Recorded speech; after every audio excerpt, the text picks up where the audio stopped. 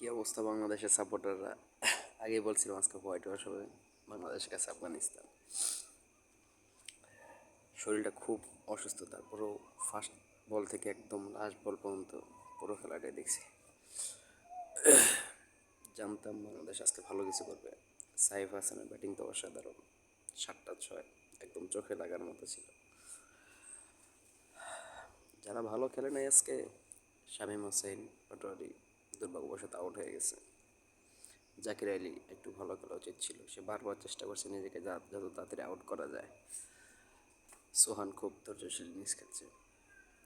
তানজিন হাসান সাকিব বলে বলে বল টু বল রান নিয়ে ইনিংসটাকে বড় করছিল, মোটামুটি চলে আর কি। কিন্তু সাইফের ব্যাটিং ছিল খুব অসাধারণ। বাংলাদেশ প্রথমবার মতো আফগানিস্তানকে দেশের বাহিরে হোয়াইট ওয়াশ করলো, খুব ভালো লাগার একটা বিষয়। আফগানিস্তানের মতো দল যেখানে বাংলাদেশকে মনে করে তারা কোনো দলই না। আফগানিস্তান মাঝে মাঝে খুব ভালো খেলে, কিন্তু ভাই বাংলাদেশের সাথে তো ভাই তাদের তুলনা হয় না। বাংলাদেশ এমন কোনো দল নাই যে দলকে ভাই হারায়নি, সব দলকে ভাই হারাইছে। ওয়ান ডে বলেন, টেস্টে বড় বড় দলকে হারাইছে, টি-20তে তো মোটামুটি সব দলকে হারাইছে, ওয়ান ডেতে সব দলকে মোটামুটি সিরিজ জিতে হয়েছে বাংলাদেশের। একমাত্র ইংল্যান্ড ব্যতীত সব দলের সাথে বাংলাদেশ সিরিজ জিতছে। বাংলাদেশের ক্রিকেটার অনেক বড় বড় ক্রিকেটার ছিল, আমাদের পঞ্চপাণ্ডব ছিল, এখন তারা নাই।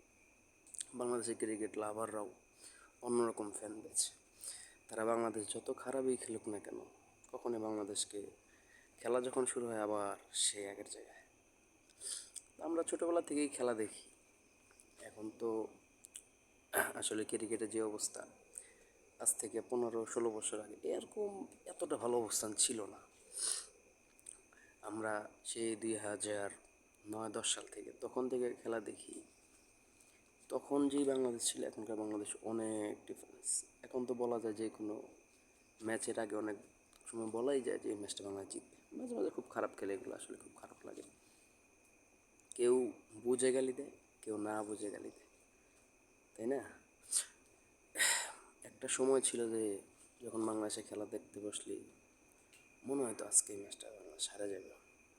বিশেষ করে যদি 2012 সালে এশিয়া কাপের কথা বলি, এশিয়া কাপের আগে কেউ ভাবে নাই যে বাংলাদেশ এশিয়া কাপের ফাইনাল খেলবে।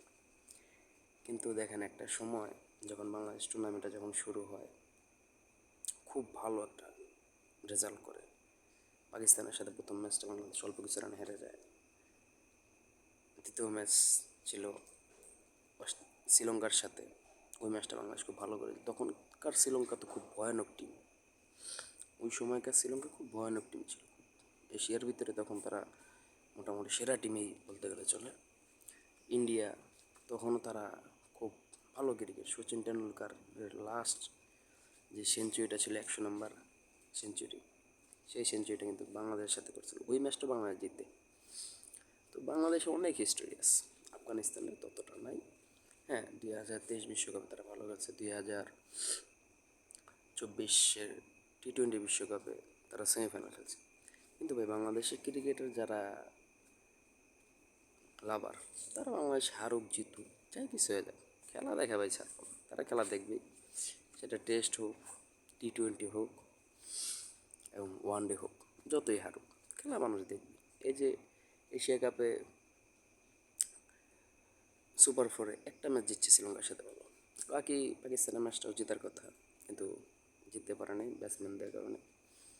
যদি নাও জিতে দেখেন, তারপরও বাংলাদেশের মানুষ ক্রিকেটটাকে কী পরিমাণ ভালোবাসে। খেলা দেখা কিন্তু মিস নেই, খেলা দেখার জন্য ঠিকই শারজার মাঠে আবার সবাই, সব দর্শক, অভাব নেই, সব বাঙালি। আফগানিস্তানে কজন মানুষ, কিন্তু সব বাঙালিরা আছে, বাংলাদেশকে সাপোর্ট দিচ্ছে। এবং প্রবাসী ভাইরা যখন দেশের বাইরে খেলা হয় এত পরিমাণ সাপোর্ট দেয়, জানে যে বাংলাদেশ হারবে। ছোটো দলের খেলা হলে মোটামুটি করা যায় জিতবে, কিন্তু বড় দলের সাথে যখন খেলা বলা হয় যে আসলে বাংলাদেশ এখানে পারবে না, বাংলাদেশ হেরে যাবে, তারপরেও কিন্তু দেখেন বাংলাদেশকে সাপোর্ট করে। তা আশা করি যারা সবসময় খেলা দেখেন, মাঝে মাঝে খুব রাগ হয় যে আসলে এত কষ্ট করে তাদের সাপোর্ট করি, তাদের খেলা দেখি যে এখন বাজে রাত 1টা, আজকে ম্যাচ জিতছে, খুব ভালো লাগতেছে। ওয়াইড ওয়াশ করছে, ওদের অহংকার অনেক। আফগানিস্তানের ছোট দল হিসাবে অনেক অহংকার, কিন্তু ক্রিকেটটা তো এমন একটা খেলা, এখানে অহংকারের কিছু নেই। একটা সময় অস্ট্রেলিয়া খুব ভয়ঙ্কর দল ছিল, এখনও আছে, কিন্তু এখন অস্ট্রেলিয়া ম্যাক্সিমাম অনেক দলের সাথে একটা সিরিজ খেললে 1 ম্যাচ 2 ম্যাচ হারে, তাই না? কিন্তু এখন ইন্ডিয়া যেমন, ইন্ডিয়া এখন নাম্বার 1 টিম।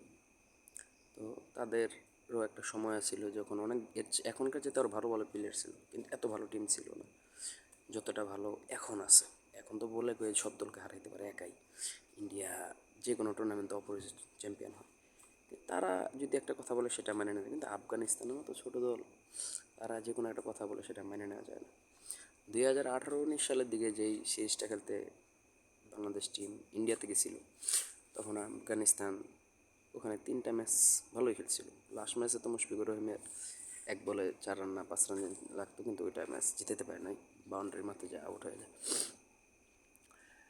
তো তখন খারাপ লাগছিল যে একটা ছোট দল, তারা কতদিন ধরে বা ক্রিকেট আসছে, তারা বাংলাদেশকে হোয়াইট করে দিল, আর বাংলাদেশে এখনও হারে।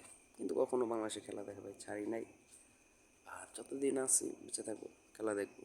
যারা বাংলাদেশ ক্রিকেটে সাপোর্ট করেন, খারাপ সময় আসবেই, ভালো সময় আবার আসবে, সবাই সাপোর্টটা করবেন, ভালো লাগবে।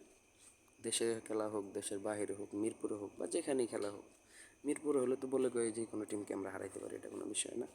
মিরপুরের বাইরে যখন দেশের বাইরে অন্য অন্য জায়গায় খেলা হয়, অনেক সুন্দর, সবসময় চেনা কন্ডিশন থাকে না, কন্ডিশন তো আলাদা। তো সেখানে বাংলাদেশ টিমকে সাপোর্ট করাটাই হচ্ছে আমাদের মূল উৎস। হারুক জিতুক ম্যাচে হার জিত থাকবে। সবাই ভালো থাকবেন, বেস্ট অফ লাক বাংলাদেশ টিমের জন্য।